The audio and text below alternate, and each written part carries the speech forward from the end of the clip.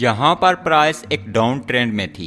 इस lower level से price को स्पिन बार के साथ रिजेक्शन मिली, जिसके बाद प्राइस में ऊपर की जानिब तेज हरकत देखने को मिली। इस बुलिश मूव की आखिरी दो बुलिश कैंडल्स पर गौर करें। ये कैंडल्स नीचे की जानिब बगैर किसी विक के लॉन्ग बॉडी कैंडल्स हैं, जो बता रही हैं कि बुल्स इस वक्त मुकम्मल तौर पर मार्केट को अपने कंट्रोल में लिए हुए हैं और प्राइस को बगैर नीचे गिराए ऊपर की तरफ धकेल रहे हैं। लेकिन सिचुएशन एकदम उस वक्त बदलती है जब यहाँ पर हमारे पास एक स्पिनिंग टॉप कैंडल जाहिर होती है। इस कैंडल के बनने के फौरन बाद मार्केट की डायरेक्शन तब्दील हो जाती है। बेयर्स मार्केट को कंट्रोल में ले लेते हैं और प्राइस तेजी के साथ गिरना शुरू हो जाती है। लेकिन यहाँ पर हमारे पास शार्ट ट्रेड में एंटर होने के लिए सिर्फ स्पिनिंग टॉप का कन्फ्लुएंस ही नहीं है, बल्कि अगर हम प्राइस एक्शन पर गौर करें तो ये लेवल हमारे पास एक रीसेंट रेजिस्टेंस लेवल है और ओवरऑल इस वक्त प्राइस भी एक डाउन ट्रेंड में है। तो स्पिनिंग टॉप की लो की ब्रेक पर हम एक शॉर्ट पोजीशन में एंटर हो सकते हैं।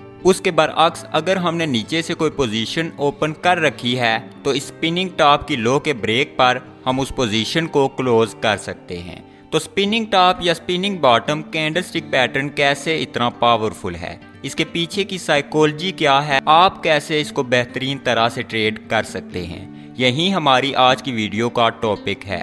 तो वीडियो को लाइक कर दें, चैनल को सब्सक्राइब कर दें और एंड तक वीडियो को मुकम्मल देखें।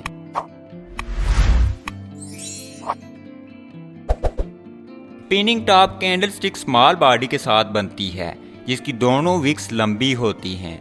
इस पैटर्न में कलर की कोई खास अहमियत नहीं होती, ये रेड भी हो सकता है और ग्रीन भी। इसकी अहमियत इसकी पोजीशन या लोकेशन से होती है। अगर एक डाउन ट्रेंड के दौरान एक स्पिनिंग बॉटम कैंडल बनती है तो इसका मतलब होता है कि अब ये डाउन ट्रेंड यहाँ पर रुक सकता है या फिर यहाँ से रिवर्स भी हो सकता है। सबसे अहम चीज वॉल्यूम है। अगर स्पिनिंग टॉप या बॉटम की फॉर्मेशन के दौरान वॉल्यूम हाई होता है तो ये इस बात के इम्कानात को ज़्यादा बढ़ा देता है कि मौजूदा ट्रेंड यहाँ पर ख़त्म हो जाए और यहाँ से एक नए ट्रेंड की शुरुआत हो जाए। अब इस कैंडलस्टिक पैटर्न की नफ्सियात को समझते हैं। एक डाउन ट्रेंड के दौरान हमें स्मॉल बॉडी कैंडल नज़र आती है, जिसकी दोनों विक्स लंबी होती हैं।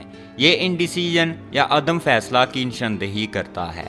मतलब इस कैंडल की फॉर्मेशन के दौरान बुल्स प्राइस को ऊपर लेकर जाते हैं और बियर्स प्राइस को नीचे लेकर जाते हैं, लेकिन दोनों में से कोई भी प्राइस पर गलबा हासिल नहीं कर पाता और फिर आखिरकार क्लोजिंग ओपनिंग प्राइस के आसपास हो जाती है, जिससे हमें एक स्मॉल बॉडी देखने को मिलती है। तो ये एक बड़ी सतह पर अदम फैसला की नुमाइंदगी होती है।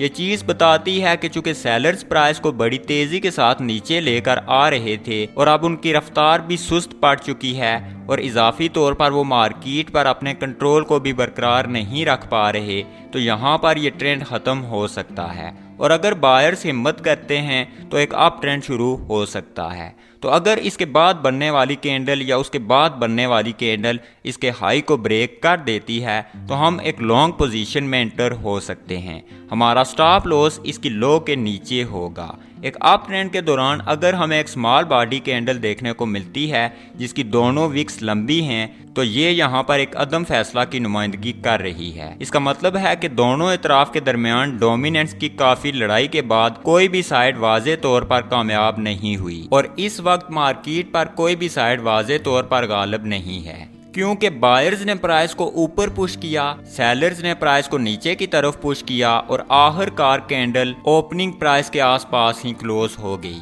उसके बाद बनने वाली कैंडल एक फैसला कुन कैंडल हो सकती है। तो अगर high volume spinning top formation के बाद या उसके बाद बनने वाली कैंडल स्पिनिंग टॉप कैंडल की लो को ब्रेक कर देती है तो ये एक इशारा है कि बायर और सेलर्स की काफ़ी तगड़ी लड़ाई के बाद आखिरकार सेलर्स ने मार्केट का चार्ज संभाल लिया है। इस सूरत में हम एक शॉर्ट पोजीशन में एंटर हो सकते हैं। स्टॉप लॉस उस कैंडल की हाई के ऊपर आ जाएगा। अब यहाँ पर इस मिसाल पर गौर करें। मार्केट एक डाउन ट्रेंड में है और यहाँ पर हमें एक स्पिनिंग बॉटम देखने को मिली है। अब हमने वॉल्यूम पर तवज्जो देनी है। अगर इस कैंडल का वॉल्यूम हाई है तो इसका मतलब है कि यहाँ से रिवर्सल मुमकिन है। उसके बाद अगर अगली बनने वाली कैंडल इस कैंडल की हाई को ब्रेक कर देती है और इसके ऊपर क्लोज हो जाती है तो हम एक लॉन्ग पोजीशन में एंटर हो जाएंगे। स्टॉप लॉस इसकी लो से नीचे आ जाएगा और टेक प्रॉफिट टारगेट हमने रिस्क की गई अमाउंट के 2 गुना रख लेना है।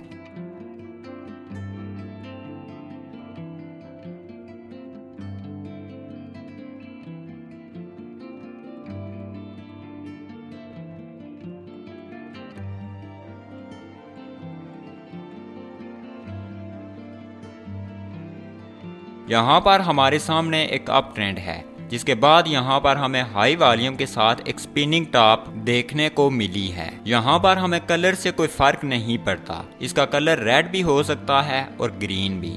अब हमने इसकी लो के ब्रेक होने का इंतजार करना है। अगर एक रेड कैंडल इसकी लो को ब्रेक करके इसके नीचे क्लोज हो जाती है तो हम एक शॉर्ट पोजीशन में एंटर हो सकते हैं। स्टॉप लॉस इसके हाई के ऊपर होगा और टेक प्रॉफिट रिस्क की गई अमाउंट के 2 गुना रखना है, या फिर हम रीसेंट स्विंग लो को भी टारगेट कर सकते हैं।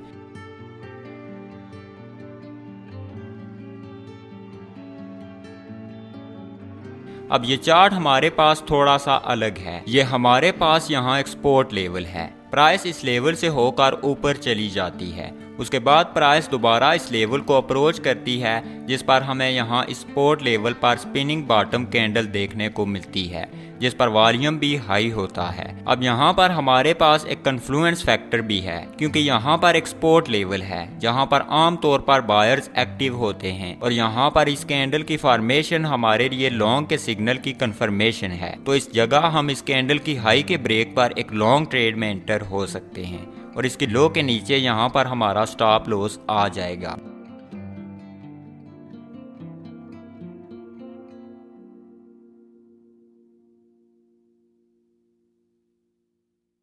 बिल्कुल इसी तरह की एक शॉर्ट ट्रेड हम रेजिस्टेंस लेवल पर भी ले सकते हैं।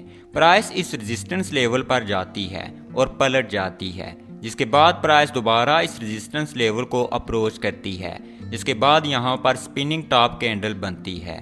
तो इसकी लो के ब्रेक पर हम एक शॉर्ट पोजीशन में एंटर हो सकते हैं।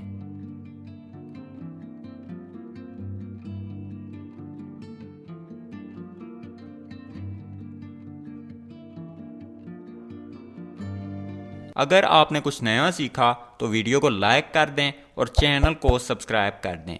नेक्स्ट टाइम तक खुदा हाफिज़।